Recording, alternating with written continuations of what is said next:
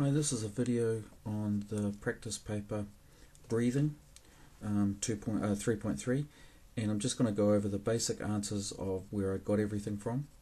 We're starting off from the very first one, is we want to know what is the difference in height between the low tide and the high tide. So what we're looking is that this cos function here, that cos function, and what we're going to do is we know that cos of any angle goes between -1 and whatever that is to 1. So it always ranges between -1 and 1. Therefore h is going to range between 3 minus 2, and h is going to range then between 3 plus 2. So it's going to range between 1 and 5. Therefore the difference between high tide and low tide is going to be 4 meters. It's the first question. What is the height on the water on the reef at 2:30 p.m. that day? Now I always look up here where it actually defines what the T says. T is in time in hours after midday. So the first thing that we get there is that's hours after midday. So that is 2.5 hours. So don't try to put 2.3. It's 2.5 hours. Now what you do is the easiest way to do all of these is to use your graphics calculator. And what you do is the first bit is it is in radians, so you just check shift setup and check that you are actually in radians, and we are in radians. Then the next thing that you do is you go into your menu and you go down to graphs. Again, your graphics calculators may be slightly different to this particular model, but this is a basic way of doing it. And the next thing that you do is you actually type in whatever your function is. In this case we've got 3 minus 2 cos, so we use cos function. I always put brackets now. You always put brackets around whatever is your argument. So there is my argument, here is my argument here, so I'm going to put brackets around it. So I put a bracket around this, and this is going to be pi, so I've got a pi function there, and then I use x, and this is all going to be divided by 6, and then close the bracket. And then we just want to draw that, so we push execute again, and it draws it. Draws a funny little bit of it. So the next thing that we're going to do is we're going to do it's our shift view window. So shift view window. Some of the latest calculators don't need the shift, they just push the F3. And this one here, what we really want to do is a lot of this we're actually talking about hours. So usually I say like between 0 and 24, so we start at 0 hours, which would be midnight, and then our maximum, so if we execute, and then our maximum like 24, so we've got 24 hours, and then our y minimum, we already know that our minimum's 1 and our maximum's 5, so we might as well put those in. So if our minimum's 1, I did 11, if our minimum is 1, and then execute, our maximum is 5, execute, we can then draw that. So now we can see it goes from 1 to 5. We can see what the function actually looks like. Now we want to know when the height is at 230, which is 2.5. So what I do is I go shift G solve, and then I want the next one across, the next menu across, so it's F6. And then I want to know, I've got an X value, I want to know a Y value, so I'm looking for a Y calculation, which is F1.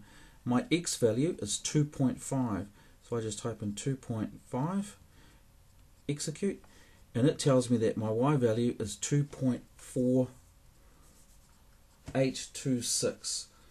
So I've got 2.48.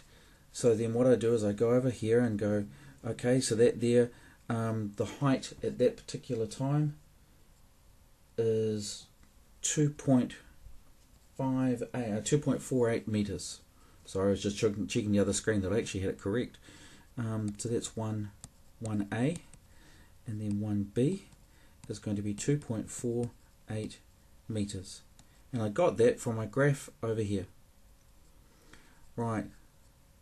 The next thing that we're going to do is what time elapses between low tide and high tide. Well, we can actually get that from the period. What we actually want to know is what the period is. Now, see, the period is actually 2 pi divided by your frequency. And your frequency is just whatever that there is, whatever the bit is in front of the t or in front of the x. So in this case here, it's pi over 6. So this here equals my period. So if I then work that out, I'm going to have 2 pi over 6. My pi's will cancel.